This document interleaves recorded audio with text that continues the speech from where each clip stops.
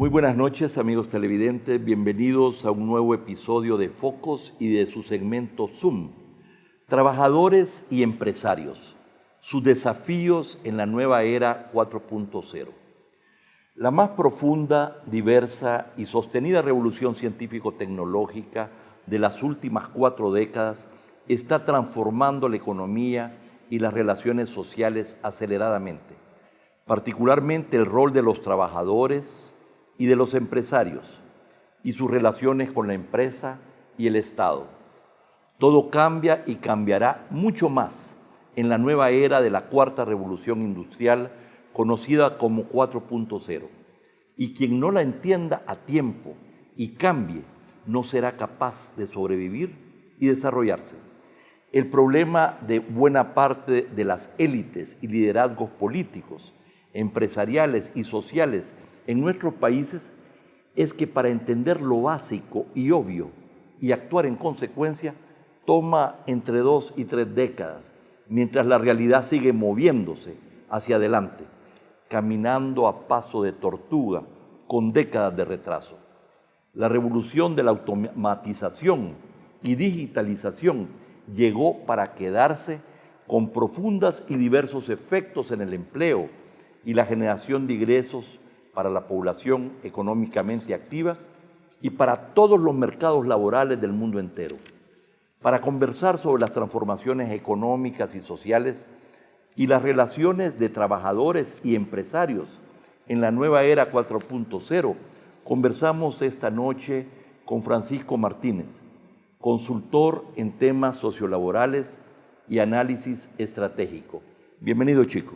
Gracias, Alberto. Buenas noches. Un placer estar contigo. Una oportunidad valiosa para hablar de un tema trascendental, pero sobre todo un tema presente y que marca buena parte del destino de la relación del trabajo y marcará en buena parte el país que queremos. Así es. Francisco Martínez, conocido como Chico Martínez, es un exdirigente sindical y del Partido Revolucionario de los Trabajadores del FMLN histórico. Licenciado en Contaduría Pública con maestría en Gestión de la Calidad, egresado de la maestría en Consultoría Empresarial y experto en Educación Obrera y Diálogo Social. Bueno, chico, nadie más indicado que tú, que tienes tantas décadas ya de vincularse con este tema, no solamente en el plano nacional, pero internacional. Y has tenido una relación también muy importante con la Organización Internacional del Trabajo, que es la más antigua de las organizaciones de las Naciones Unidas, que acaba de cumplir 100 años celebrando la 108 Conferencia Internacional del Trabajo. ¿Cuál fue el tema dominante de esta conferencia? Bueno, uno de los temas fundamentales en esta conferencia ha sido todo esto vinculado a la gobernanza que tendrá este mundo nuevo del trabajo, este trabajo del futuro, como se le llama en OIT, pero que parte también de un análisis de cómo se ha venido desarrollando la relación del trabajo en este centenario y el papel importante de la OIT en el aseguramiento de condiciones de trabajo decente, de una lucha por la justicia social, buscando darle respuesta a los problemas que se originaron al finalizar la Primera Guerra Mundial.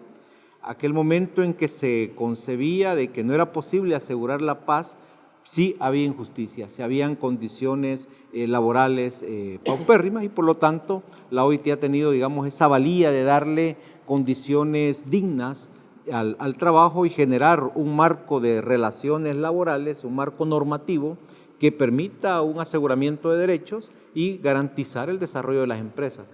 Pero bueno, chico, efectivamente en el New Deal, el nuevo contrato en Estados Unidos con Roosevelt, y sobre todo pues en la posguerra y aún más en la Europa occidental hubo gran concertación empresarial y laboral sostenida durante ciertamente 30 años al menos o 40 años.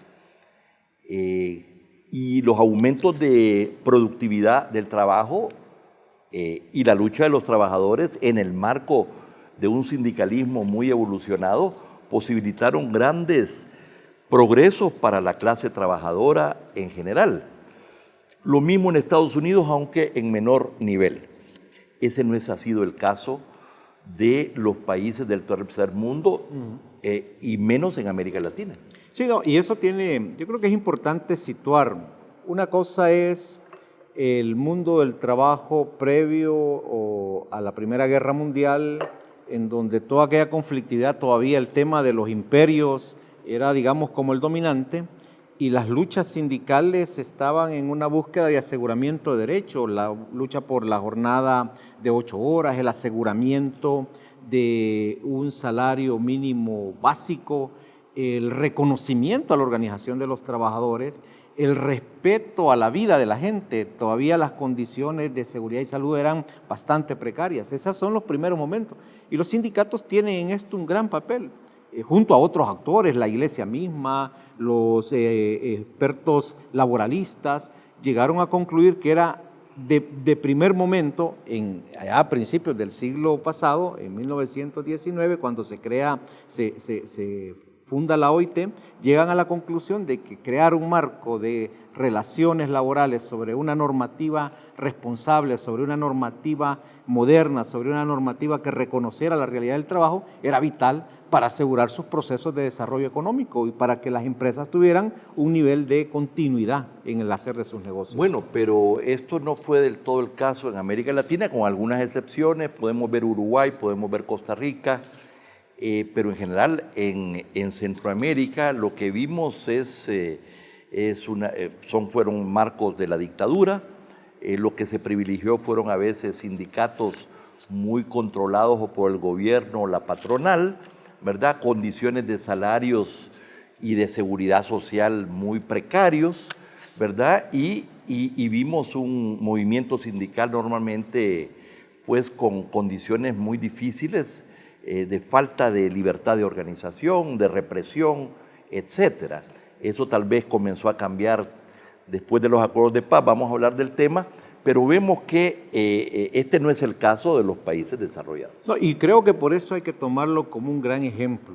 Esos países llegaron a tener unos estados de bienestar, sobre todo posterior a la Segunda Guerra Mundial, algo que duró entre 25 y 30 años, hasta 1975, 1980, que llegó la era nueva de este neoliberalismo con Margaret Thatcher y Ronald Reagan, que prácticamente enfrentan a los sindicatos como su enemigo, aquellos que habían construido el estado de bienestar con sus reivindicaciones, con sus luchas en Europa, en buena parte de Estados Unidos, porque después de todo recogían esas reivindicaciones, Canadá, un poco Japón, un poco en Nueva Zelanda, Australia, habían generado un nivel de derechos y un nivel de vida que podría decir vale la pena vivir del trabajo. En nuestros países esa no fue la visión, y ese es, digamos, uno de los atrasos que tienen nuestras empresas, nuestros empresarios, nuestras élites empresariales, que no entienden que es posible hacer negocios desarrollando también una vida decente de las personas. Bueno, además, acordémonos que esto hay que verlo también en el contexto de la conflictividad de los años 70, ¿verdad? Donde además había una lucha en acento, pero muy vinculado al movimiento revolucionario, ¿verdad? En muchos casos no había una autonomía sindical, eran tal vez las excepciones, y de parte de los empresarios veían que cuando habían sindicatos combativos, eso era objeto de conflictos, ¿verdad? Entonces la palabra sindicalismo en El Salvador para, yo diría, la mayor parte del empresariado, no es la mejor concepto, ¿verdad? Por decirlo menos. No, y eso sin duda es una lástima en que los grupos empresariales no puedan ver a los sindicatos como sus primeros socios en el desarrollo de los negocios.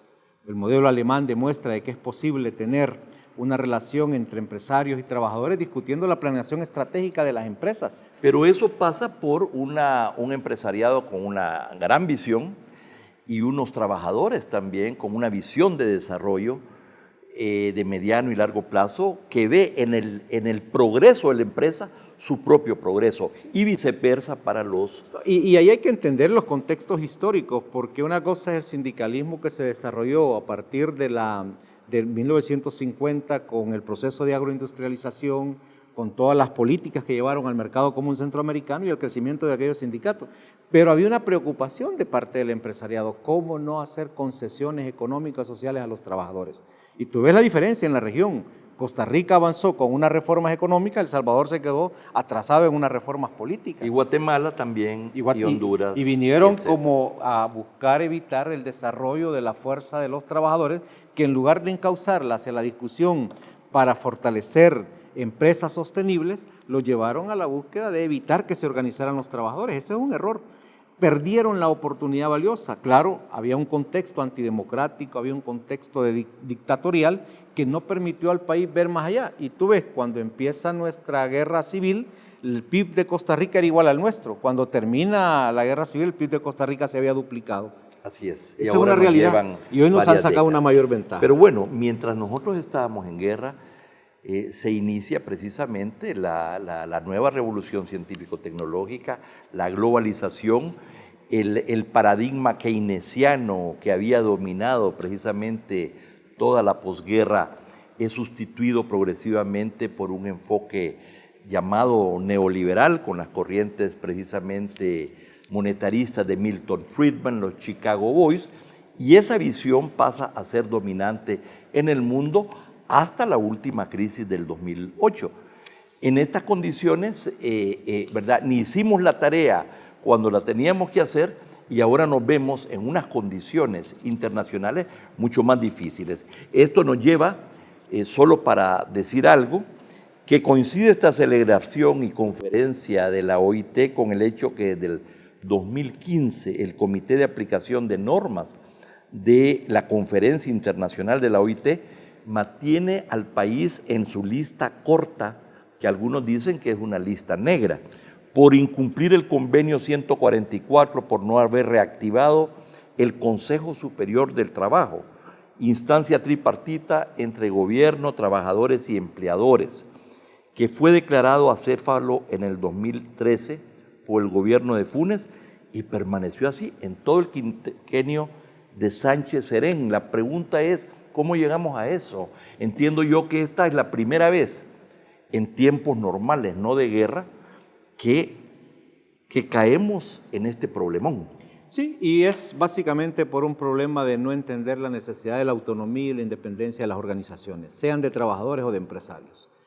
En el caso de los trabajadores, que es básicamente por lo que está este problema, pero también por todo lo que se hizo alrededor de generar grupos empresariales nuevos, esta lógica de empresarios alternativos, también se creó una serie de organizaciones de trabajadores con el propósito de generar esas mayorías. O sea, la lógica que prevaleció en este periodo ha sido cómo le impongo la nueva mayoría al otro. El 2-1. El 2-1, un error. No se trata de 2-1, de lo que se trata es de concertar un paquete de políticas en materia económico-social que le den sostenibilidad a las empresas y que permitan a los trabajadores insertarse laboralmente, desarrollar y progresar a partir de que tienen procesos de desarrollo en sus empresas y pueden desarrollar libremente sus organizaciones y contratar colectivamente.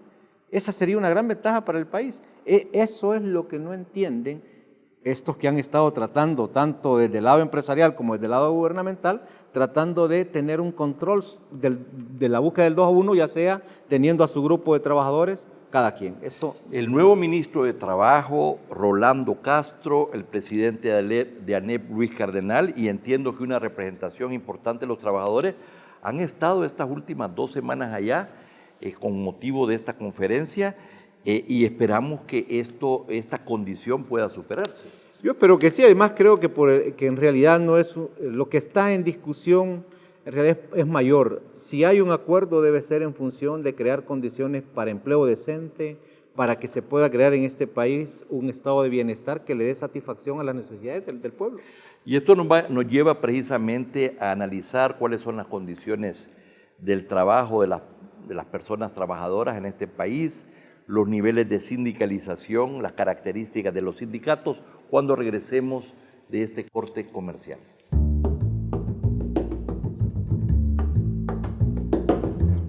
Trabajadores y empresarios, sus desafíos en la nueva era 4.0 es el tema que nos ocupa, conversando con Francisco Martínez, exdirigente sindical, experto en educación obrera y diálogo social, consultor empresarial, asesor de organizaciones laborales, pero también de empresas, que hemos básicamente coincidido que son tiempos muy complejos que implican transformarse y aceleradamente para enfrentar estos desafíos de la globalización y de esta nueva, prolongada y profunda revolución científico-tecnológica que estamos enfrentando y que tiene muchísimas décadas por delante. Bueno, Chico, vamos a ver muy rápidamente cuáles son las condiciones de trabajo en El Salvador, los niveles de sindicalización, las características de los sindicatos, para hablar, aunque sea brevemente, de un tema fundamental. No, básicamente las condiciones de trabajo son precarias. Cuando uno analiza los ingresos de los trabajadores que están inscritos al Seguro Social, la gran mayoría son salarios mínimos, ya eso te dice cómo son las condiciones de trabajo en términos de la vida de la gente. Si lo reflejamos en términos del cumplimiento de normativas, de seguridad ocupacional, de recreo, de ocio, son muy limitadas y eso se traduce, cosa complicada y compleja, en unos niveles de sindicalización muy bajos, porque también la organización sindical que tenemos es una organización que no responde a la realidad del nuevo momento. No se identifica con las expectativas de los trabajadores, a pesar de que hay grandes demandas de los trabajadores por mejorar sus condiciones. O sea, a pesar de que los trabajadores quisieran mayores niveles de representación, la estructura sindical que el país ha heredado del pasado no es capaz todavía de crear propuestas que permitan integrar a la gran masa trabajadora de este país. Y esto tiene que ver, entre otras cosas, con el desarrollo cultural, la formación de los líderes, entre otras cosas. Sí, y de hecho ahí a nivel general, esto no es un tema solo del país, esto es un tema global. El sindicalismo ha perdido en buena parte su capacidad de ser referente, representativo de la clase trabajadora, de esta nueva clase trabajadora que ha venido transformándose en los últimos años. Ya no hablamos de aquellos grandes conglomerados obreros que estaban en una sola fábrica, hoy hablamos de muchas categorías de trabajadores con muchos tipos de relaciones que la misma normativa a veces se ve un poco fuera de lugar para tratar de resolver algunas realidades. Para el caso nuestro, si 2 de cada 3 trabajadores de nuestra población económicamente activa están en la informalidad, ya ahí tenemos un problema de relación. Por eso la misma OIT ha generado mecanismos como la recomendación 204 que busca que los trabajadores, el trabajo y las unidades económicas trasladen su actividad de economías informales a economías formales. Pero eso requiere políticas públicas y requiere formas diversas de organización que sean alternativas para poder atender esa demanda del trabajador. Pero requiere además inversiones de mayor productividad, en empresas mucho más competitivas que produzcan normalmente para el mercado interno y sobre todo el externo, donde hay más crecimiento, y que tengan la posibilidad de pagar salarios decentes, seguridad social, AFPs, etcétera. Eso no lo pueden hacer a veces pequeñas empresas poco productivas y diversificadas. Sobre todo cuando tenés un Estado que no esté en función de eso. Porque la lógica de tributación aquí es al Estado, a la caja central para el gasto público. Y luego te dicen que el servicio es gratis. El servicio no es gratis, los servicios públicos no son gratis. Es más, para nosotros son altamente caros, porque la calidad de los servicios no es la calidad que los ciudadanos requerimos. Entonces, requerís también una visión empresarial distinta, una visión empresarial que entienda que es posible tener niveles de retribución, de renta, de ganancia, respetando los derechos de los trabajadores, respetando los derechos ambientales, respetando los derechos de las comunidades, asegurando esa licencia social que es vital para el negocio. Por cierto, Roberto Crit, en su discurso con motivo del 14º aniversario de la Fundación Gloria de Crit, venía precisamente de inaugurar el 6º hangar, ¿verdad?, de Aeroman, planteó el imperativo de los empresarios de transformarse, de invertir mucho más en el país, de fortalecer la competitividad, las relaciones con el mundo laboral. Y esa es una empresa donde tú ves niveles de formación técnica profesional mucho mayor, con salarios muchísimo mayores que otros sectores, ¿verdad? Ese es un ejemplo muy concreto de trabajo decente en empresas de alta productividad. No, y lo que hay que ver, yo particularmente creo que estamos enfrentando un cambio de época, en este cambio de era que se está generando, no solo por la revolución técnico-científica, sino también por el cambio de paradigma que está teniendo la sociedad. El sindicalismo tiene que entrar a un proceso de replanteamiento de su visión, de su estructura y de su forma de relación. ¿Qué nos interesa ahora? Generar riqueza. Generar riqueza a partir de inversiones que entiendan que es posible crear negocios rentables con una responsabilidad social, ambiental y comunitaria que tenga valor para todos. Esa es la lógica de este mundo. Ahora, frente a los retos que se nos presentan, y este es, digamos, como una de las grandes posibilidades que El Salvador tiene, cómo acelerar nuestro proceso de desarrollo para poder insertarnos de una forma ventajosa en esta revolución 4.0. Si lo ves haciendo lo mismo, estamos fuera. Este país es inviable. Por lo tanto, hay que hacer una transformación de todos y de todo. Bueno, máquinas mucho más productivas y procesos de trabajo que van sustituyendo trabajadores porque las máquinas son mucho más productivas, ¿verdad?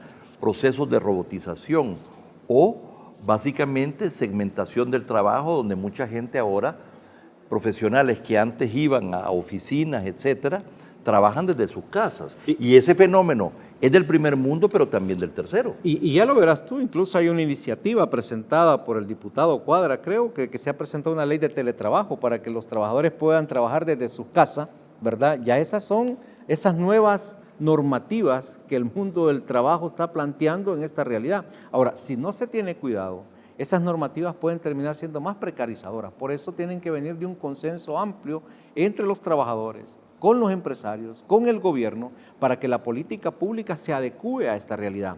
Y yo te digo, desde mi perspectiva, la revolución 4.0 es la opción para este país para romper su atraso histórico y para romper la forma de ver y hacer negocios como las que hemos tenido. Este es un momento para hacer negocios inclusivos, este es un momento para crear empresas con la participación de la gente. Yo cuando asesoro a algunos sindicatos les digo, ¿y por qué no piden parte accionaria de las empresas? Convirtámonos en socios de las empresas. Al final, lo que se genera lleva parte de nuestro valor incorporado.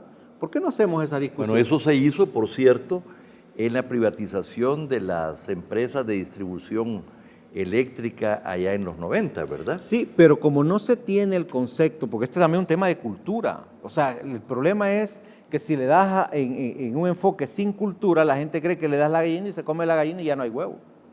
Aquí el punto es que la gallina te dé huevo y eso solo puede ser si sos parte de esa nueva realidad de negocios, que las empresas entiendan que llegó el momento de hacer más democrática la actividad empresarial para que pueda tener una mayor distribución. La forma en que las empresas van a sobrevivir también es incorporando a la gente. Si las empresas no incorporan a la gente dentro de sus procesos de generación y de distribución de riqueza, no tienen viabilidad.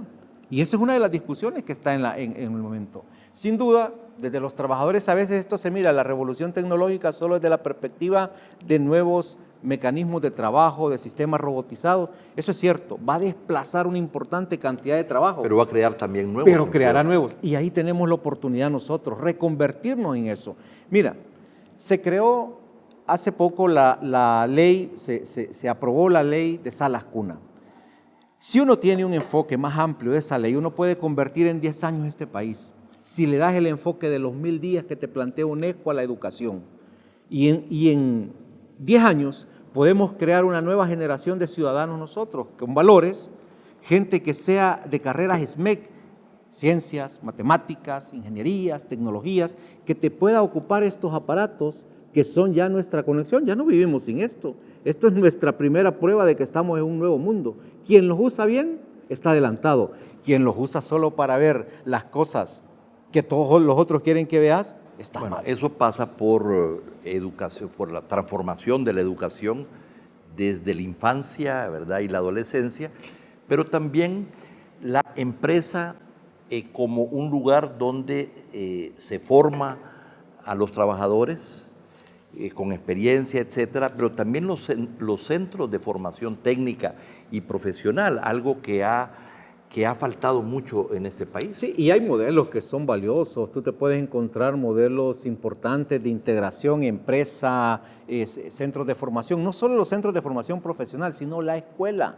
Poner a la escuela en función de tu nueva matriz productiva. Si nosotros seguimos formando, como nuestras universidades, en la lógica de generar una alta cantidad de profesionales, pero que no van a tener inserción laboral porque están desconectados de la matriz productiva, eso no nos lleva a ningún lado. Aquí hay que cambiar. Y para hacer eso tenés que generar incentivos. Tú no puedes seguir generando un gasto en el sistema universitario desde una perspectiva que no tenga retorno para la sociedad. Debemos crear un sistema de universidades en este país donde el Estado invierta. No importa si esta es una universidad privada y esta es la universidad pública, sino un sistema en donde tú privilegies la educación en estas cuatro categorías básicas que son importantes para insertarnos: ciencias, matemáticas, ingenierías y tecnología. Si no entramos a esto, no va a haber forma. Esto es lo único que le puede dar a la gente mejores salarios, mejor inserción laboral y asegurarse procesos de desarrollo social distintos. Y la vinculación entonces entre los centros de enseñanza y la universidad en particular con el mercado y las empresas, cosa que está, por supuesto, muy desarrollado en Europa. Y en eso, Alberto, creo que es importante hacerle el llamado a la sociedad, a los trabajadores, a los empresarios, al gobierno. Se trata de buscar una concertación para generar un ambiente de certidumbre que permita establecer tasas de retorno no al corto plazo. Si nosotros no entendemos que tenés que recuperar lo que has invertido en 10 o 15 años y no presionamos para que ese retorno lo hagas en 2 años, ¿quién paga el costo de ese retorno rápido? Los bajos salarios. Bueno, pero eso pasa por un horizonte de estabilidad, de certidumbre, ¿verdad? Y de progreso en la sociedad, en las relaciones entre el Estado y otros sectores, con los partidos políticos, que te permita precisamente esta visión. ¿Verdad? A mí me parece fundamental, es decir, en la medida que el riesgo es muy alto, ¿verdad?, el empresario solo va a invertir si puede recuperar, puede tener altísimas tasas de ganancia que le permitan recuperar el capital en poco tiempo. Este no es el tipo de inversión que lleva al desarrollo. Sí, y además, yo creo que hay que tomar las lecciones de nuestro país. Hemos perdido 50 años y el experimento, ni de la guerra civil, ni de la posguerra, te demuestran de que hemos salido bien. Los déficits que tenemos son hoy más profundos que cuando empezamos esta aventura. Hoy estamos obligados a repensar esto de tal forma que podamos darle un estado distinto a nuestra sociedad para poder aprovechar las grandes oportunidades que hoy tenemos.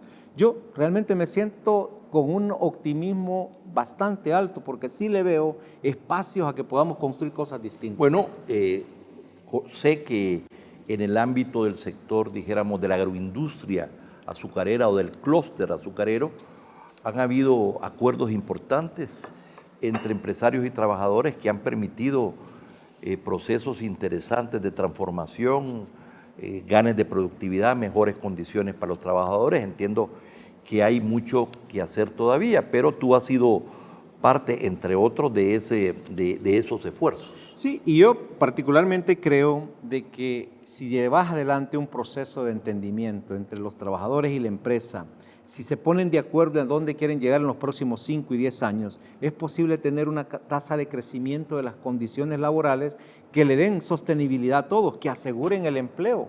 En momentos en donde la rotación laboral como que se va haciendo la norma. Tú vas a estar 1 año trabajando acá, 2 años trabajando por allá. En la medida en que puedas tener niveles de certidumbre de tu inserción laboral, te va a permitir tener una vida más tranquila, con menos estrés, con las posibilidades de planificar tu vivienda, tu formación, tu familia. Si no tenés eso, los riesgos son altos. ¿Cómo vas a poder planificar una familia si no tenés trabajo estable? Karl Marx, ¿verdad?, planteó precisamente que además creo yo que analizó las condiciones de ese capitalismo incipiente, salvaje de la revolución industrial, pero muchas de sus análisis y predicciones resultaron ciertas, no todo. Pero una de las cosas que decía Marx es que el motor de la historia es la lucha de clases. Y ahora creo yo que es fundamental preguntarse, ¿es la lucha de clases o es la revolución científica tecnológica? ¿Es la creación de riqueza o lo que permite desatar la creación de riqueza y su mejor distribución. Básicamente, si no desarrollamos las fuerzas productivas, Alberto, esto no tiene distribución. Por lo tanto, acompañar el desarrollo de la innovación, de la generación de nuevos emprendimientos, de desarrollo del crecimiento de las fuerzas y los factores productivos, sin eso no vamos a poder generar los cambios. Necesitamos generar disrupciones a partir de esa creciente innovación, de tal forma que las fuerzas productivas te generen ese nuevo estadio social. Si no desarrollamos las fuerzas productivas, no hay más, nos quedamos en el pasado. El Estado tiene un rol fundamental, pero al final de cuentas es el sector privado, es la inversión privada, la fundamental, con los trabajadores, que son parte precisamente de la empresa, la clave para la creación de riqueza. Quien no entiende esto, no entiende ni las vocales. Claro, esto se da dentro de un contexto, ¿verdad?, para promover precisamente esas inversiones. Pero no hay duda que en el mundo en que vivimos, si no se incorpora el progreso técnico y tecnológico, difícilmente vas a poder invertir. Sí, y por eso es que se necesitan empresas con un enfoque de sostenibilidad, con responsabilidad social, con responsabilidad ambiental y con integración de su valor en la comunidad. Esas son las empresas que le interesan, esas son las empresas a las cuales hay que apoyar y la política pública de un país debe fomentarlas. Bueno, esta es una visión que en otros países se desarrolló desde hace mucho tiempo y eso es lo que explicaría en gran parte el desarrollo. Aquí tenemos un retraso muy grande y tenemos que recuperar el tiempo perdido y dar saltos cuánticos, ¿verdad?, para estar a la altura de estos complejos retos, de esta época en que vivimos. Chico, muchísimas gracias por tu presencia en Focos. Gracias, Alberto, un placer, buenas noches. Y a ustedes, amigos televidentes, gracias por su sintonía. No nos cambie, hay mucho más contenido en Focos.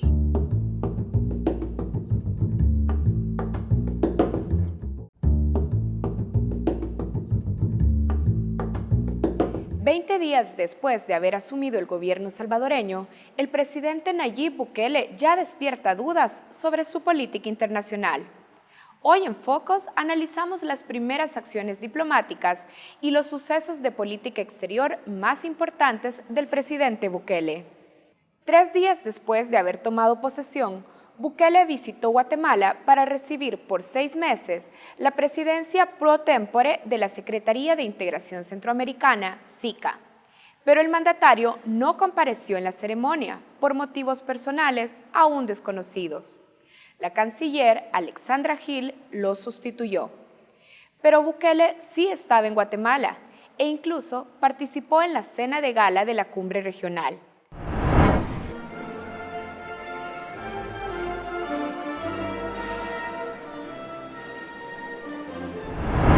Para el exministro y ex canciller Héctor Dada Iresi, la ausencia al acto oficial es inexplicable y no lo considera un buen gesto para la integración con los países vecinos. A este hecho se le suma la férrea crítica a los presidentes de Honduras y Nicaragua. Si bien su legitimidad ha sido cuestionada, siguen ejerciendo la representación de sus países en organismos internacionales y por eso habrá que establecer entendimientos con ellos. Días después de lo ocurrido en Guatemala, la misión permanente de El Salvador ante Naciones Unidas presentó sorpresivamente su candidatura para un escaño no permanente en el Consejo de Seguridad del organismo. Con esta postulación, se rompieron 24 horas antes de la votación los acuerdos previos de América Latina y el Caribe para apoyar a San Vicente y las Granadinas. El Salvador recibió 6 votos y la isla caribeña 185. El Salvador solo obtuvo el apoyo de Estados Unidos, Israel, las Islas Marshall, Canadá y Gran Bretaña. Dada con información de un experto en política exterior, explicó que para Estados Unidos era incómodo que San Vicente y Granadinas fuera el candidato unánime de la región, por ser miembro del Grupo ALBA y además afín al presidente venezolano Nicolás Maduro. Estados Unidos buscó apoyo en El Salvador. El país sabía que no iba a sacar los votos, pero su candidatura pretendía mostrar al grupo más vociferante contra Venezuela, apuntó Dada.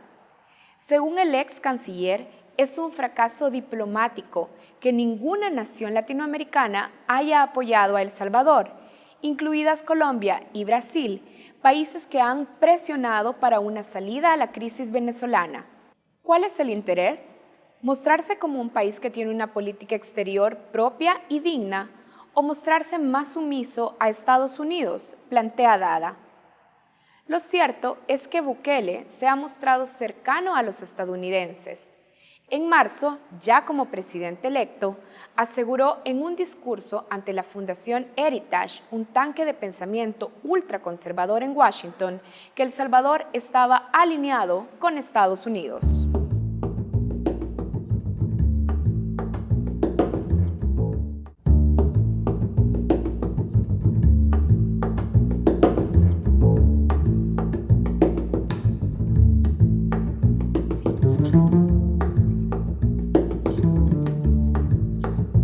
Buenas noches, bienvenidos a una entrevista más en Matices. Karen, feliz noche. Buenas noches. Hoy hablaremos sobre seguridad pública y es que esta semana el gobierno de Nayib Bukele lanzó el denominado Plan Control Territorial que prioriza la intervención de la Policía Nacional Civil y la Fuerza Armada en los centros de 12 municipios que ellos han denominado como prioritarios. La apuesta, dentro de otras, es debilitar, según hemos recogido información, las finanzas de las pandillas, pues ahí se mueve dinero producto de las extorsiones. Cuando se anunció este plan, también se han anunciado otras medidas, Saúl, que creemos vale la pena tener en cuenta. Casa Presidencial ha anunciado, por ejemplo, la depuración de los custodios y el bloqueo de señales de celular en los centros penales. También ha anunciado que se va a solicitar a la Asamblea Legislativa un refuerzo presupuestario de $15 millones para la cartera de seguridad. Así es. El gobierno también ha destacado como un logro más de 1.400 capturas en 15 días de gestión y la entrega de beneficios y equipos para policías y soldados. Nuestra invitada de esta noche, Karen, ha expresado su preocupación porque considera que la política de Bukele se asemeja a la de administraciones anteriores, medidas poco novedosas y que no han demostrado reducir la inseguridad. Y bueno, con este contexto nosotros damos la bienvenida a nuestra invitada Janet Aguilar. Es investigadora especializada en temas de seguridad y violencia y además autora de un informe que nos va a ser muy útil para comentar las medidas anunciadas en los últimos días. Ese informe se titula Las políticas de seguridad pública en El Salvador 2003-2018. Janet, bienvenida. Muchísimas gracias, Saúl y Karen. Como siempre, un gran gusto estar en este espacio. Janet, iniciamos la entrevista. Antes es importante dejar claro, Karen, que desde Focos hemos invitado al ministro de Justicia y Seguridad Pública como al director de centros penales a esta entrevista. No hemos recibido a la fecha confirmación, pero es importante conocer y que se justifiquen decisiones que ya se están tomando en la gestión, Janet. Usted ha señalado que a juzgar por las acciones que hasta hoy conocemos, el cambio de paradigma que se anunció en la campaña electoral podría ser una falsa promesa. Y nos gustaría que entremos a esa conclusión. ¿Por qué lo considera así? Sí. Bueno, al menos a juzgar por la información que se tiene y que ha estado disponible al público en términos de los planes de seguridad del gobierno y al menos los que conocemos hasta hoy día, esto no parece responder a una política criminal integral, a una política pública con una visión estratégica, que fue algo también que se prometió en la campaña, ¿verdad? Precisamente un cambio de paradigma respecto a los enfoques que habían predominado en los últimos 20 años para el abordaje de la seguridad, sino más bien se advierte un continuismo en términos de recurrir a la inercia de acciones represivas que incluso no parecen ni responder a un plan, al menos puestos tal como están en los medios comunicacionales de Casa Presidencial, parecen acciones que podrían responder a una cierta lógica, pero que no corresponden, digamos, a una visión programática de un plan. En todo caso, un plan es la expresión operativa o estratégica de una política pública, ¿no? No hay política de seguridad, entonces pareciera ser que, bueno, salieron con estas acciones probablemente en respuesta a la presión popular en términos de la demanda de la población para ver acciones concretas en materia de seguridad. Quisiera que pudiéramos explicarle mejor a la gente que nos está viendo en este momento por qué usted no identifica ninguna novedad y por el contrario, como lo ha señalado en un reciente artículo de opinión, señala que estas medidas se asemejan a los planes mano dura de Francisco Flores y super mano dura de Antonio Saca y a las medidas extraordinarias de Salvador Sánchez Serén. ¿Podría usted ejemplificar o detallar mucho mejor por qué está identificando continuidad en estos planes, en las medidas que está implementando el gobierno de Bukele? Bueno, primero yo creo que hay un tema de fondo que tiene que ver con la concepción, ¿no? Parece ser que sigue predominando esta concepción de reducir el problema de seguridad a un problema de índole penal y por lo tanto se requiere la intervención de la policía y del sistema judicial. Pero más aún es bastante claro que el tema de seguridad se sigue reduciendo a un problema de pandillas, ¿verdad? Cuando sabemos que en El Salvador el tema de crimen y violencia, que no es nuevo, más bien es la expresión de una serie de, digamos, dimensiones que sí involucra la presencia de pandillas, pero que sin duda requiere la atención de otro tipo de manifestaciones como el crimen organizado, la trata de personas, el tema incluso de la violencia social, que sigue estando a la base de muchos de estos problemas de criminalidad. De manera que hay, digamos, por un lado se advierte un reduccionismo, una simplificación del problema de seguridad que es multidimensional en El Salvador, en donde intervienen distintos actores, a un tema de pandillas. Ciertamente las pandillas son un grave problema y digamos desde la perspectiva de la gente probablemente el mayor problema, pero no es el único. Sin embargo, vemos nuevamente esa tendencia a reducir nuevamente la neblina cognitiva, es decir, aquí no parece haber un diagnóstico previo. Lo que esperaríamos es que haya una evaluación primero del estado del arte, del estado de la situación, de cómo se encuentran los territorios. Incluso la dinámica criminal ha venido variando de manera muy acelerada en los últimos años, digamos. La situación que teníamos hace 3 años ya no la tenemos hoy día. Esto pasa por hacer un diagnóstico previo, identificar los problemas, los factores de riesgo y en función de ello incluso hacer intervenciones que no necesariamente van a estar estandarizadas. Por ejemplo, intervenir el tema de extorsión en San Miguel no necesariamente va a requerir las mismas acciones que puede requerir el municipio de Mexicanos, porque los entornos, las dinámicas, las redes varían. Entonces, persiste, digamos, esta neblina cognitiva, es decir, no se parte de información, de evidencia empírica, sino más bien me parece a mí que se está de nuevo cayendo en la inercia de responder con medidas reactivas, inmediatistas, efectivistas, que más bien buscan un impacto en la opinión pública más que atender de fondo los factores de riesgo asociados a la criminalidad. Ahora, en este contexto, lo que hemos tenido en esta semana es mucha comunicación desde Casa Presidencial, destacando el control territorial, los esfuerzos por recuperar, según la presidencia, el control territorial a través de la intervención de la Policía Nacional Civil y la Fuerza Armada. Hablemos específicamente de estas acciones, Janet, las acciones de control territorial. En 2003, en el año en el que se implementa el Plan Mano Dura, la tasa de homicidios era de 36 por cada 100,000 habitantes. A pesar de que está comprobado que este tipo de políticas y de intervenciones lo que hicieron fue en realidad duplicar los asesinatos, ahora en 2019 tenemos una tasa de homicidios que ronda entre 50 y 60 asesinatos por cada 100,000 habitantes. Habrá quienes digan que este nuevo contexto de alza de homicidios justifica ese tipo de intervención con la policía y la Fuerza Armada para recuperar el control de los territorios.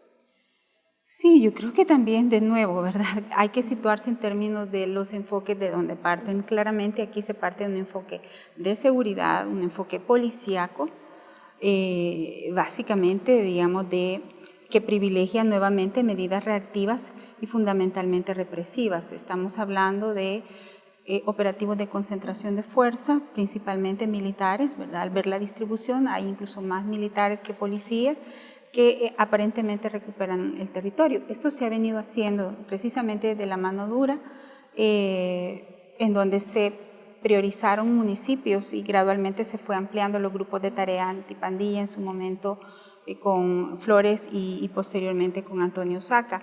Posteriormente también se continuó bajo este mismo esquema, con otro nombre, durante la administración de Funes y más recientemente con Sánchez Serén.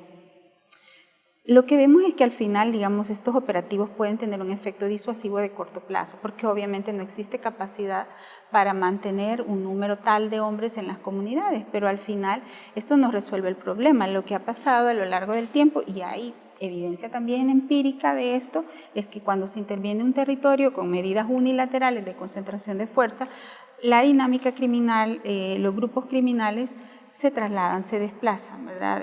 Que es un poco, digamos, este efecto globo del que se habla en la literatura. Usted interviene de manera unilateral y lo que hace es desplazar el crimen a otros municipios, a otras regiones, que es lo que ha venido pasando en los últimos años.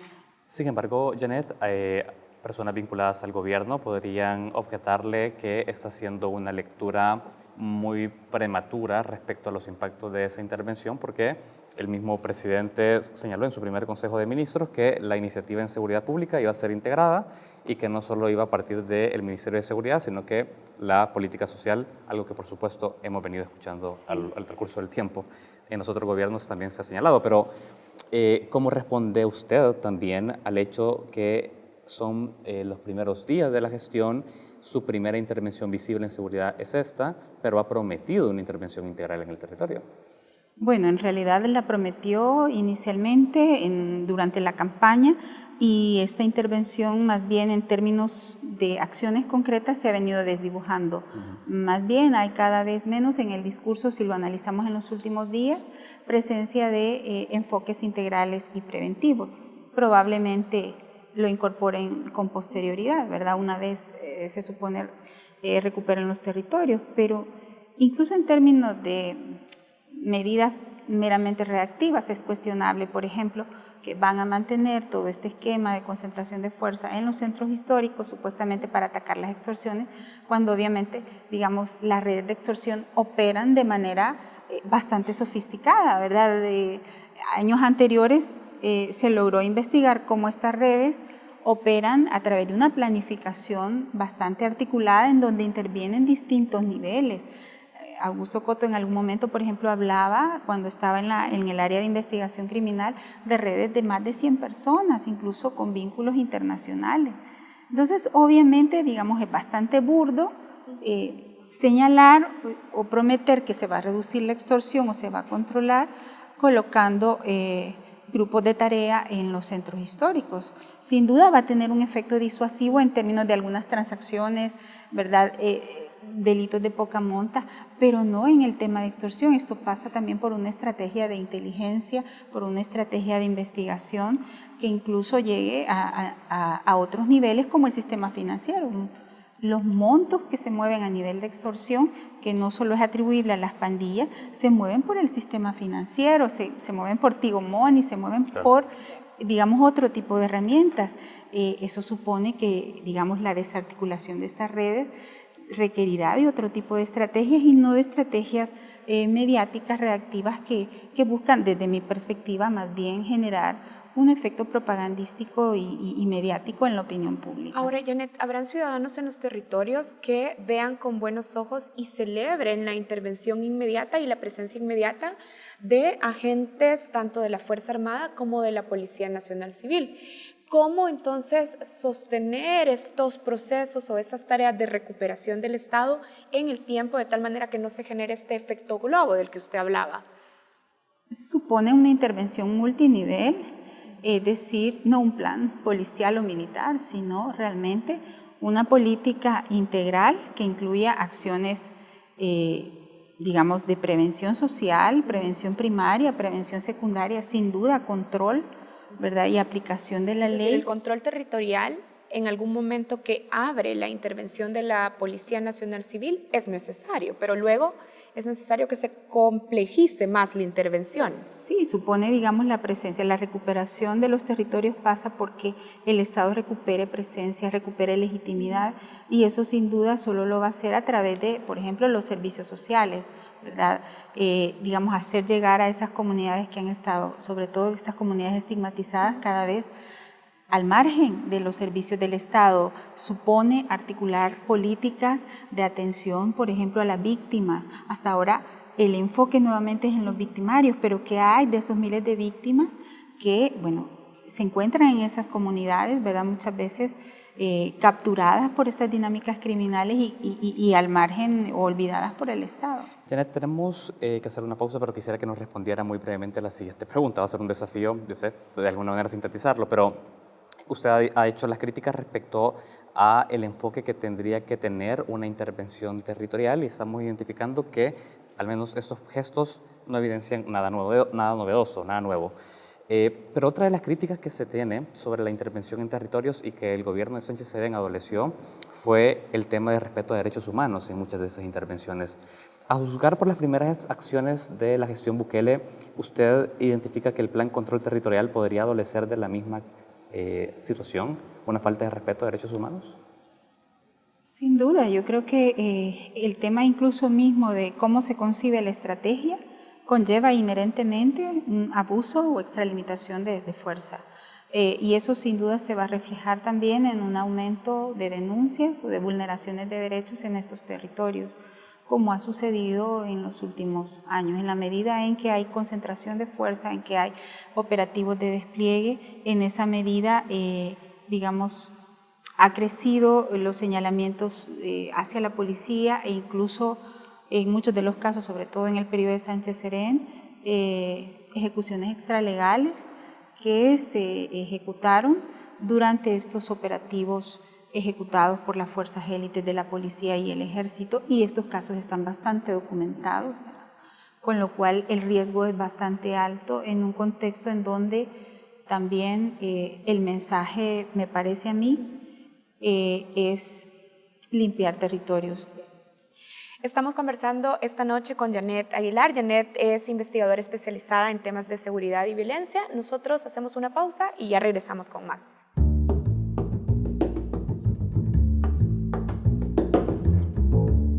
Estamos de regreso en la mesa de entrevista de Matices. Esta noche estamos conversando con Janet Aguilar, investigadora especializada en temas de seguridad, y conversamos con ella sobre las medidas que anunció esta semana el presidente Bukele en el tema de seguridad. Janet, también el presidente ha dicho que no va a negociar con las pandillas porque no pretende, y aquí lo voy a citar literalmente, convertir un poder de facto, dijo, el que tienen como poder de facto, en un poder formal. ¿Usted cree que hay futuro para encontrar un estado de seguridad más allá de la interlocución, del diálogo con las pandillas?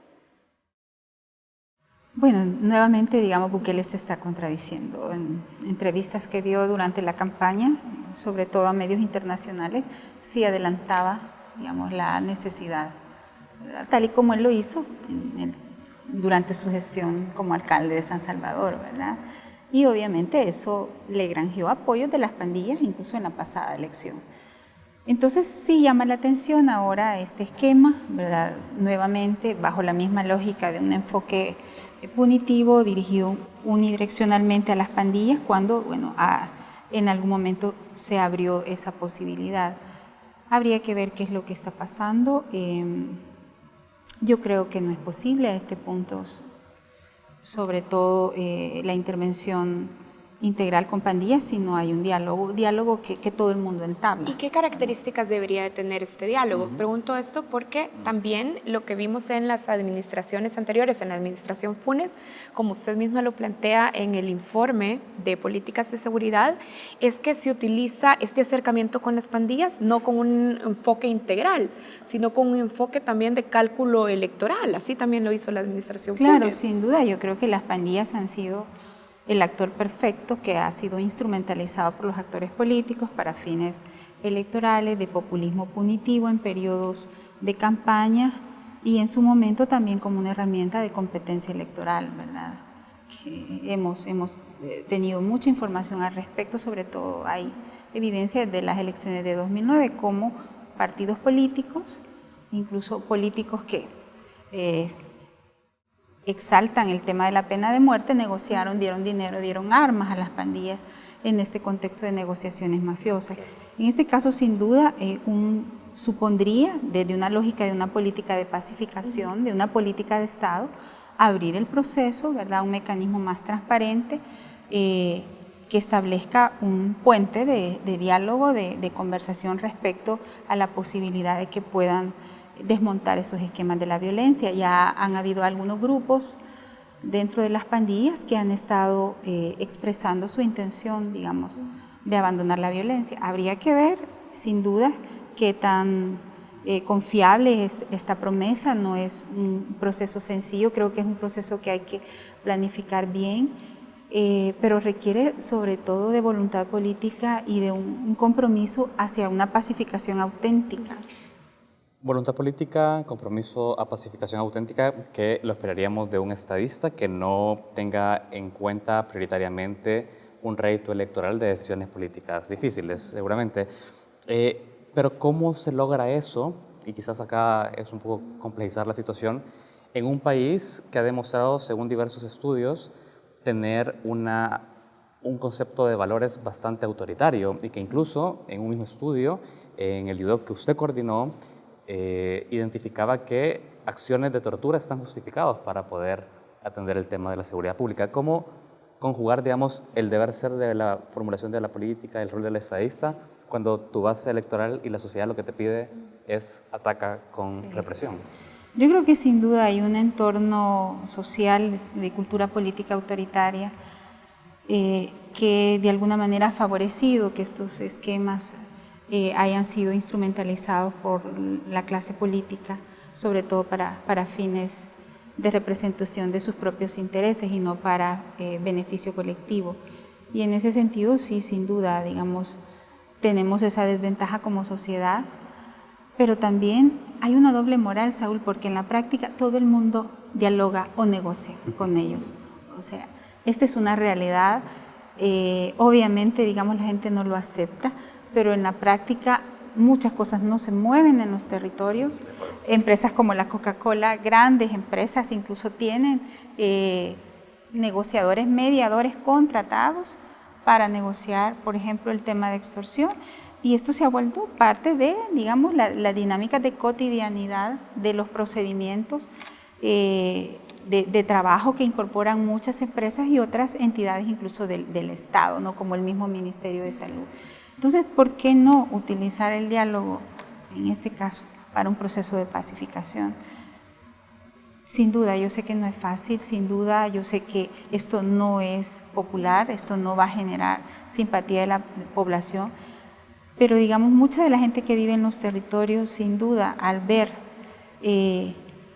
transformaciones sustanciales en las dinámicas de respeto a sus derechos, en las dinámicas cotidianas de mejora de la convivencia, de mejora de las relaciones. Esto debería de ir acompañado además con procesos de justicia restaurativa, es decir, no necesariamente son los mecanismos de la justicia tradicional o retributiva los que operan, sino procesos que involucran otros mecanismos alternativos de resolución de conflictos. De hecho, quisiera como intervenir aquí porque me gustaría tener claro qué otro tipo de mecanismos podrían discutirse, es decir, este proceso de pacificación que incluye el diálogo y el acercamiento con los miembros de las pandillas, por ejemplo, ¿debería dejar por fuera la justicia penal? No necesariamente, pero en muchos casos, sobre todo, digamos, para el caso de aquellos pandilleros que no tienen una trayectoria criminal muy grande, o que de acuerdo a un diagnóstico, digamos, tienen mayores probabilidades de rehabilitación, yo creo que se pueden ofrecer alternativas y esto se ha hecho ya, por ejemplo, en ciudades como Los Ángeles, hay algunas experiencias interesantes. En su momento también en Barcelona hubo un proceso de negociación, de legalización de las pandillas, sobre todo los grupos de Latin King y Nietas, que conllevó, digamos, a un compromiso también en ese momento del gobierno de Cataluña para facilitar espacios de incorporación a la vida civil de estos grupos y el desmontaje de la violencia. Janet, ¿la Fuerza Armada debería devolver a los regimientos militares? Pues, como yo lo he dicho ya antes, esta no es ninguna nueva idea. O sea, estamos de nuevo utilizando los paradigmas del siglo XIX, pero además si nos situamos en los últimos 27 años de posconflicto, hemos tenido a la FAES acompañando tareas de seguridad desde el año 93. ¿Para qué ha servido esto? En términos de resultados concretos, ¿esto ha reducido la criminalidad? ¿Esto ha mejorado incluso el sentimiento de inseguridad? Pues no, ¿verdad? La evidencia empírica dice que la participación de la Fuerza Armada no solo no ha reducido los índices criminales, sino que ha desprofesionalizado tanto a la policía como a la misma Fuerza Armada. Se genera una confusión de competencias, atribuciones. Esto ha conllevado también a que se incrementen los abusos y las vulneraciones a los derechos humanos, y lo tenemos claramente documentado con la administración de Funes, ¿verdad? Y el aumento de efectivos militares en el ámbito de la seguridad, el aumento de denuncias de violaciones a los derechos humanos contra la Fuerza Armada fue concomitante. O sea, en la medida en que se fue aumentando el dispositivo militar, en esa medida se incrementaron muchas de las denuncias. Entonces también se compromete la imagen de una institución que, mal que bien, ha tenido, digamos, una imagen favorable dentro de la sociedad salvadoreña. Adicionalmente, termina debilitando, digamos, las capacidades de conducción civil que se tenían que haber fortalecido, ¿verdad? Desde los acuerdos de paz se plantea que el único cuerpo policial con competencia nacional para garantizar la seguridad pública es la Policía Nacional Civil. Janet, queremos hablar de la Policía Nacional Civil, es algo que hemos formulado en esta entrevista, pero muy brevemente me gustaría escuchar su opinión también sobre los cambios al interior del Ministerio de la Defensa, porque con la salida de Munguía Payés también llega un nuevo titular y quisiera saber si usted ha logrado de alguna manera ya hacer sus consultas y de alguna manera también ya dimensionar qué ha representado la salida de Munguía Payés dentro de la política y estrategia de seguridad del Estado. Realmente, digamos, no tengo tanta información de la negociación que se pudo haber dado para la salida de Munguía Payés. A mí particularmente me alegra muchísimo que se le haya separado del cargo. Desconozco si todavía sigue siendo un hombre de influencia importante en el estamento militar. Muy probablemente sí, ¿verdad? Pero es un hombre que también estaba muy desgastado políticamente y que generó elevados costos políticos a los dos gobiernos anteriores. Creo que también es un buen momento, al menos a juzgar por algunas declaraciones del actual ministro de la Defensa. Hay un giro, al menos en términos de mayor apertura a, digamos, reconocer la responsabilidad institucional que tuvo la FAES en las graves violaciones a los derechos humanos durante el conflicto armado. En algún momento también no lo han confirmado, pero se ha mostrado abierto a la posibilidad de abrir los archivos de la Fuerza Armada que faciliten la investigación de diversos casos que incluso se están queriendo judicializar, pero que no han tenido sustento. De igual manera, hay un mandato y un compromiso del Estado salvadoreño y del Gobierno de El Salvador para la búsqueda, identificación, localización de los desaparecidos durante el conflicto armado. Y esto implica, digamos, a nivel de compromiso, abrir los archivos que de alguna manera coadyuven a la localización de estas personas vivas o muertas. Hablemos de liderazgo en la Policía Nacional Civil. Usted ha señalado, Janet, que los cambios y movimientos de personal policial que se han anunciado en la cúpula y también en las áreas de inteligencia podrían estar anunciando la instalación de un esquema de prácticas extralegales. Cuando usted afirma esto, Janet, ¿se está refiriendo al nombramiento del comisionado Mauricio Arriaza Chicas al frente de la policía?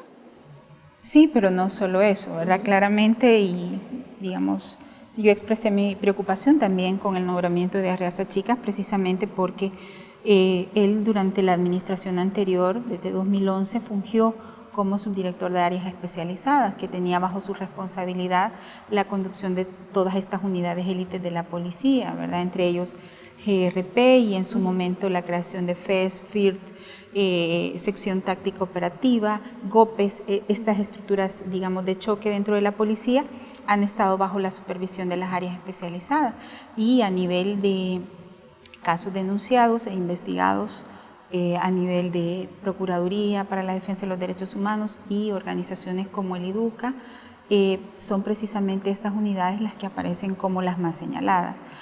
Quizás el emblema más paradigmático es el caso de Carla Ayala, ¿verdad? Y todo el halo de oscurantismo, de tolerancia, de encubrimiento, incluso a nivel judicial, para impedir que se llegara al fondo de... Entonces, Janet, ¿qué lee usted de esto? ¿Qué implicaciones tiene la decisión del presidente Bukele de llevar ahora como máximo líder de la Policía Nacional Civil al comisionado Mauricio Riacia Chicas, que como usted ya lo decía, estuvo a cargo de áreas especializadas? ¿Qué significa esto?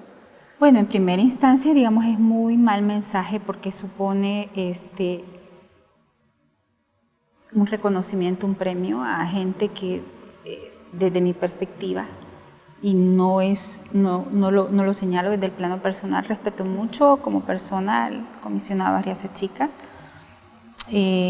pero personas que desde mi perspectiva, al igual que toda la cúpula anterior, deberían estar inhabilitadas para continuar en la policía, por haber, si no ordenado, al menos encubierto y tolerado, por acción o por omisión, graves vulneraciones a los derechos humanos, incluso hechos que pueden llegar a configurarse en una investigación de organismos internacionales como delitos de lesa humanidad. De hecho, el caso de Carla Ayala podría ser considerado un delito de lesa humanidad. Estamos frente a una institución en donde hay una cadena de mando y hay un nivel de responsabilidad jerárquico que supone también una responsabilidad a alto nivel de la jefatura. Y en este caso no se puede deslindar la responsabilidad de todos estos graves casos. Hablo sin duda Carla Ayala, pero hay muchos otros de ejecuciones extralegales, desapariciones, torturas, lesiones gravísimas que han dejado incapacitados a muchas personas que han sido cometidas por estas unidades. Adicionalmente, continúa como subdirector general, ¿verdad? En este caso, él mismo que ha fungido en la administración anterior y que en su momento también sabemos que fue señalado durante la década de los 90 por pertenecer al grupo de exterminio de la Sombra Negra. Nuevamente también quisiera externar mi preocupación por, digamos, estas órdenes de cambio en donde colocan, primero reinstalan a una serie de comisionados y subcomisionados que ya estaban fuera de la policía, los han convocado nuevamente y están, digamos, asignados a áreas específicas, gente que también en su momento fue investigado por graves hechos, sobre todo de vinculación con estructuras de crimen organizado, y que precisamente por eso se les separa, varios de ellos, el caso, por ejemplo, de Godofredo Miranda, que incluso se le nombra como subdirector en su momento, son personas que de alguna manera han sido esta parte de esta vieja guardia, ¿verdad?, que permeó a partir de una doctrina, sobre todo militar, toda la actuación policial y que ha contribuido, sin duda, a estas 3 primeras promociones, a este proceso de desnaturalización, de desprofesionalización que ha sufrido la Policía Nacional Civil. Queda muy bien ejemplificado el porqué de su argumento en este artículo con esa respuesta. Janet, estamos cerrando la entrevista, pero hay una pregunta que también queremos que usted nos responda antes de cerrar. Bukele ha nombrado al diputado de Ghana, Osiris Luna, como viceministro de Seguridad y director de Centros Penales Ad Honorem. Y el tema es que Luna ha declarado públicamente estar a favor de la pena de muerte como una medida a tomar en materia de seguridad. ¿Qué consecuencias tiene que el alto liderazgo del Gabinete de Seguridad esté integrado con un viceministro que tiene, digamos, o que celebra medidas como la pena de muerte? Pues obviamente es gravísimo, ¿verdad? Y es un contrasentido en la medida en que, digamos, la persona que debe de conducir la política de rehabilitación, de reinserción de las personas en conflicto con la ley, sea una persona que precisamente ha animado, ha exaltado, ha respaldado públicamente tema de penas de muerte, pero también exterminio. Y en esa línea yo planteo también en el artículo la preocupación, si vemos la, digamos, colocación de ciertas personas en ciertas áreas, y ahí es importante seguirle la pista a qué está pasando en el organismo de inteligencia del Estado, quienes están conduciendo ahora esta institución que está al servicio del Ejecutivo, que depende directamente del Ejecutivo, y cómo se podría estar también configurando un esquema que inició en la administración anterior, pero que ahora se podría institucionalizar de prácticas extralegales. Creo que eso sería muy, muy grave para el país y en alguna medida insostenible en términos de ser el detonante de mayores niveles de criminalidad de los que hoy tenemos. Janet Aguilar, queremos agradecerle su tiempo en Focos, este análisis tan pormenorizado y poder contar con alguien que ha estudiado de fondo también el impacto de las políticas de seguridad. Muchas gracias por acompañarnos. Un gusto, como siempre, estar con ustedes. Muchísimas gracias, Janet. Nosotros hacemos una pausa, ya regresamos con más contenidos en Focos.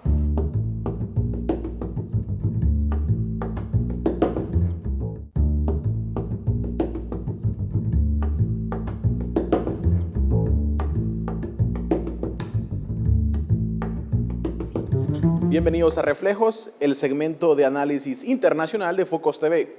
El gobierno mexicano de López Obrador cedió ante la amenaza comercial de Estados Unidos y acordó con Trump reforzar con fuerzas militares la frontera común para frenar la migración de miles de centroamericanos que buscan nuevas oportunidades en el país del norte.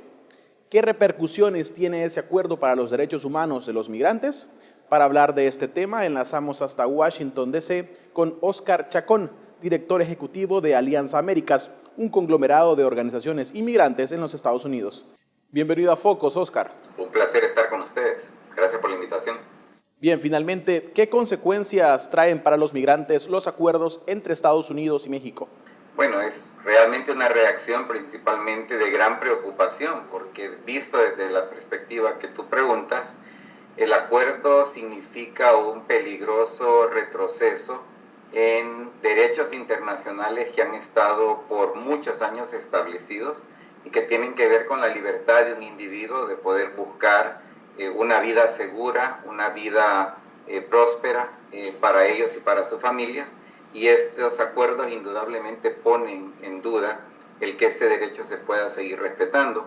Nos preocupa también enormemente que con este acuerdo se está aceptando la tesis de que el mejor mecanismo para detener la movilidad de las personas es el uso esencialmente del miedo, de la violencia, de la fuerza militar, de la fuerza policial, que lamentablemente es un concepto que tiene larga trayectoria en Estados Unidos. Se han gastado decenas de miles de millones de dólares tratando de probar que esta estrategia funciona, cuando la historia nos demuestra que definitivamente no funciona, que lo que hay que hacer es verdaderamente trabajar de manera paulatina en crear condiciones en cada país para que la tentación de salir de tu país se reduzca al mínimo posible. Y en ese sentido, repito, vemos el acuerdo como un potencial retroceso en ambos campos. Bien, ¿cómo entender la respuesta del gobierno de México del presidente López Obrador? Por un lado, habla de derechos humanos y respetarlos, pero al mismo tiempo acepta este tipo de acuerdos con Estados Unidos. Mira, la verdad es que hay un dicho popular que dice que la desgracia de México es estar tan lejos de Dios y tan cerca de Estados Unidos.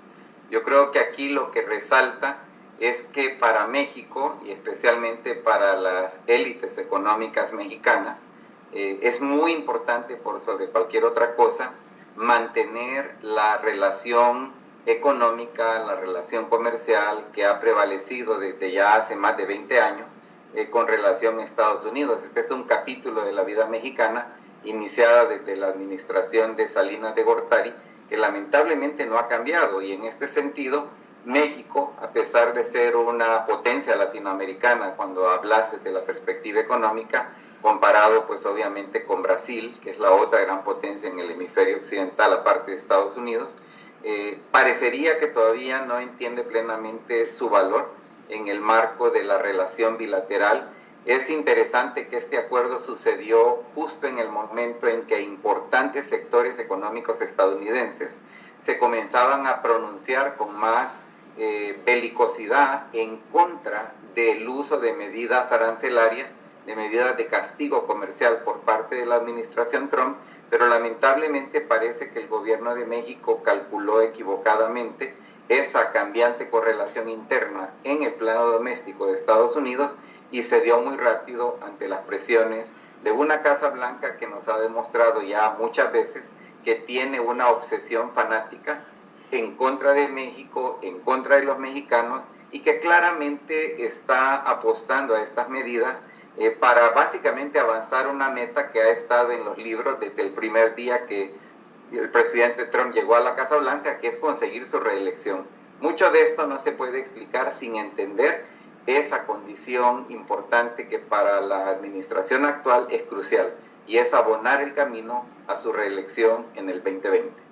Ahora, tras lograr el acuerdo con México, Trump ya ha anunciado una deportación masiva de migrantes y ha urgido también a Guatemala a la firma de un tratado para calificar a este país como seguro para alojar a refugiados y frenar estas aplicaciones en territorio estadounidense. ¿Qué análisis plantea Alianza América sobre este caso? Bueno, mira, regreso un poco a lo que ya planteaba. Estas medidas tienen el propósito expreso de tratar de congraciarse con los votantes más fielmente seguidores del presidente Trump. Estas medidas indudablemente le dan al presidente Trump un enorme respaldo de ese segmento de votantes que tienen una agenda indudablemente manejada por criterios de supremacía de raza blanca, muy racistas, muy xenófobos, particularmente en contra de mexicanos, centroamericanos, latinoamericanos en general, que va de la mano pues con la meta que ya mencioné también de conseguir su reelección en el 2020. Hay que estar claros que estas medidas son completamente irracionales. Ni siquiera México puede hacer una argumentación creíble de ser un país seguro, mucho menos Guatemala. Sin embargo, eso importa poco, porque lo que está por sobre todo en la mira de estas medidas es contener, o por lo menos dar la semblanza de que se ha contenido el flujo de personas que buscan ingresar a Estados Unidos a razón de que las leyes migratorias en sí son obsoletas, inadecuadas, no se corresponden con la realidad del siglo XXI y mucho menos con la realidad de interdependencia que existe en los mercados laborales que vinculan a Centroamérica, México y a los Estados Unidos. Y mira, hay una ironía detrás de todo esto. En estos mismos días han surgido varias noticias que nos dan cuenta, uno, de que la tasa de natalidad en los Estados Unidos ha alcanzado sus niveles más bajos. Se confirma también el hecho de que la generación de los baby boomers siguen jubilándose a un ritmo de 10,000 personas por día. Y en tercer lugar, que definitivamente no hay manera que en mercados específicos de Estados Unidos, donde la tasa de desempleo está al 1%, la economía de esos lugares es viable, sin imaginar un ingreso mayor de población extranjera. Entonces son contradicciones interesantes que, repito, para mí solo se pueden explicar si uno entiende los diferentes propósitos, las diferentes metas que esta administración tiene, entre ellos la reelección, entre ellos avanzar la ideología de la supremacía de la raza blanca, por muy irracional que sea, y lo tercero, el dar la impresión de que se están parando los flujos en el mismo momento en el que necesitamos más gente, no menos. Y finalmente, tras 20 días en el Ejecutivo Nacional, ¿cómo calificas la postura de Bukele con Estados Unidos? Claro. Mira, yo creo de que estamos todavía realmente en la fase de llegada de esta administración, la administración Bukele. Creo que es justo decir de que están en buena medida en la fase de luna de miel. Una de las cosas que pasa en la luna de miel es que no sabes exactamente qué es lo que tenés que hacer. Yo creo de que eso aplica no solo a la administración Bukele, sino que aplica a cualquier gobierno recién llegado. Yo creo que hay que darle un tiempito razonable a la nueva administración para que vayan encontrando la mejor manera de que El Salvador pueda jugar un rol clave en lo que realmente es una política de carácter regional, donde lamentablemente nos hemos comportado demasiado como borreguitos, sin atrevernos a hacer propuestas que verdaderamente reconcilien el interés nacional de un país como El Salvador, de sus salvadoreños en el exterior, en la gama amplia de intereses que se conjugan en el ámbito regional cuando mezclas a Centroamérica, a México y a Estados Unidos. Yo diría que lo que no hay que perder de vista para cualquier gobierno salvadoreño es que si de alguien tenemos una enorme dependencia, no es ni de ningún gobierno extranjero, no es de ninguna institución internacional financiera multilateral, sino que dependemos enormemente de los salvadoreños y salvadoreñas que se rompen la espalda día a día, trabajando en países como Estados Unidos y dándole a El Salvador el ingreso de más de $5,000 millones al año. Si de alguien debemos estar claros que nos debemos, es con este segmento de la población salvadoreña que es tan crucial para el bienestar del Salvador. Bien, muchísimas gracias, Oscar. Gracias por acompañarnos. Es un placer. Con esto concluimos nuestro segmento Reflejos. Para ver este y otros análisis internacionales, ve a focostv.com.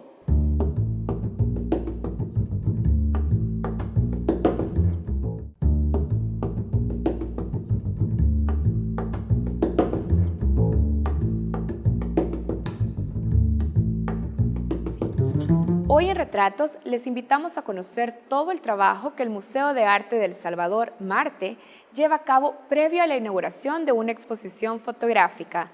En este caso, la exposición fotográfica 50-50. Que lo disfruten, gracias por acompañarnos, buenas noches.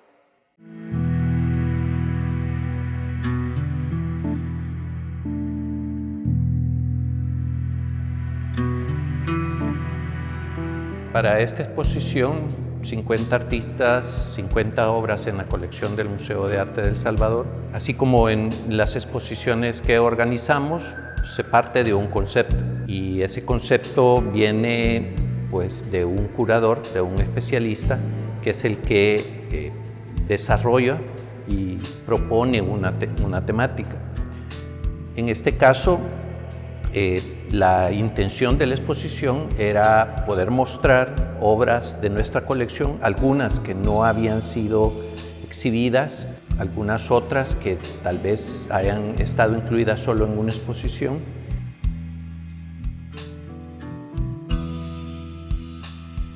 Para desarrollar una exposición como esta, igual como muchas otras, después de tener ya este planteamiento de cómo se va a organizar, de qué obras han sido seleccionadas, viene el diseño museográfico. Partiendo de eso, de ese planteamiento del curador, se pasa a diseñar en el espacio cómo va a ser presentadas esas obras. Se escogen colores, si hay que pintar las salas de determinado color, eso es parte del planteamiento museográfico. Entonces nosotros pasamos en el Museo de Arte del Salvador por todo este proceso, se desmonta la exposición anterior, se preparan las salas, se hacen los resanes y lo que haya que hacer de una exposición previa y pasamos entonces a pintar las salas y a tenerlas listas para poder ir ubicando las obras.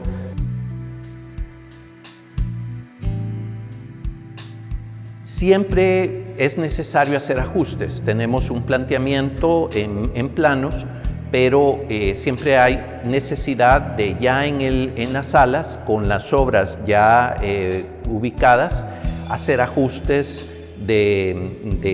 no solo es en cuanto a medidas, sino cómo se ven las obras. En este caso hay un agrupamiento que tiene que ver mucho cómo va determinado tema y cómo visualmente están dialogando todas estas obras. Entonces se pasa al proceso de montaje, ya se empiezan entonces a colocarse en las paredes y ya prácticamente ya de los últimos toques son la instalación de los textos en las paredes. Todo esto conlleva o responde a una programación que se hace previamente, ¿verdad? Cuando es que se necesitan tener todos estos insumos para tener los productos gráficos como la rotulación, el brochure listo antes de que se tenga la apertura o la inauguración.